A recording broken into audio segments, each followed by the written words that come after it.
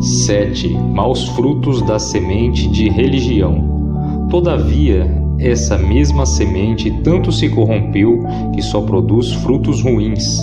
Sendo este o caso, comete-se pecado principalmente de duas maneiras. A primeira é que os pobres homens, na busca da verdade de Deus, não vão além da linha da sua natureza, como seria de toda conveniência, mas avaliam a sua grandeza conforme a rudeza dos seus sentidos.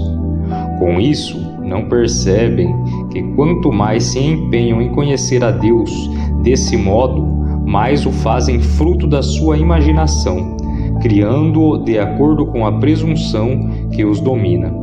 Fazendo isso, eles abrem um abismo do qual não escapam. Movam-se para este ou aquele lado, estão condenados.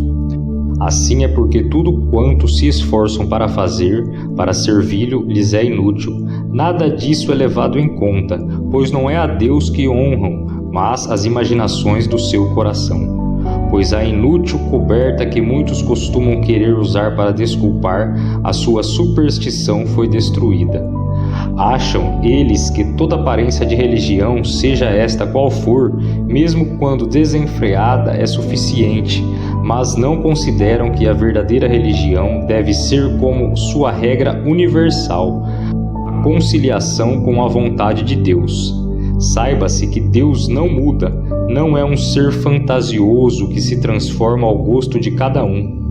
Verdadeiramente pode-se ver com quantas vãs ilusões a superstição imita a Deus, quando o dever de todos é agradá-lo, porque a superstição, a falsa religião, quase que unicamente se apega à coisa que Deus declara sem valor, e negligencia ou rejeita as que ele ordenou e declarou aceitáveis. Assim, todos os que dispõem a adorar a Deus com religiões inventadas pela imaginação humana não adoram a Deus.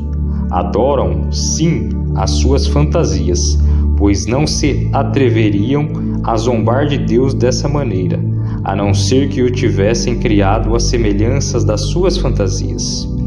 Por isso o apóstolo Paulo ensina que esse conceito vago e errôneo que se tem de Deus é ignorância de Deus, é ignorar a Deus. Outrora, porém, diz o apóstolo, não conhecendo a Deus, serveis a deuses que, por natureza, não o são. Noutra passagem, ele declara que os efésios tinham estado sem Deus durante todo o tempo em que não tinham o verdadeiro conhecimento de Deus. E não faz muita diferença se imaginam um Deus ou muitos, porque sempre se afastam do verdadeiro Deus e o abandonam, só restando uma execrável idolatria. Temos de concluir, pois, com Lactâncio, que não existe religião legítima se não estiver unida à verdade. O segundo erro cometido pelos homens é que se deixam levar à força contra a sua vontade a terem consideração por Deus, e não movidos por um temor decorrente à reverência à majestade divina. O que os move é somente o pavor causado pelo juízo de Deus, do qual tem grande horror, sabendo que dele não podem escapar. Contudo, de tal forma o temem que o detestam. Por isso, a respeito disse o poeta pagão Estácio: aplica-se bem à impiedade e unicamente a esta. Disse ele: o medo foi o primeiro produtor de deuses no mundo. Certo é que todos os que têm seu coração afastado da justiça de Deus gostariam imensamente que fosse destruído o seu tribunal, porque sabem que as transgressões que eles cometem são por eles punidas. Movidos por esse desejo, eles guerreiam contra Deus, que não pode deixar de lado a aplicação da justiça, reconhecendo, porém, que pende sobre eles o inevitável poder de Deus, do qual não podem esconder-se nem fugir.